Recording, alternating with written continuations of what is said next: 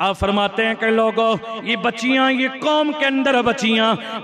अगर औरत को इज्जत मिली गए, मकाम मिला गए, वकार मिला गए, कायनात के अंदर औरत को मकाम और इज्जत देने वाले अगर कोई हैं तो मेरे तेरे नबी हैं।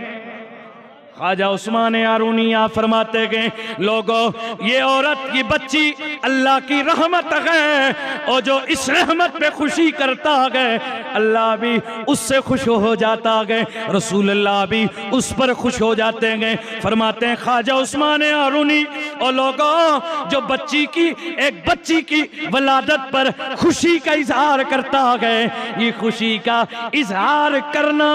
70 मरतबा खाना काबा का दीदार और जियारत करने से भी ज्यादा अफजल गए। और जो अपनी बच्चियों पे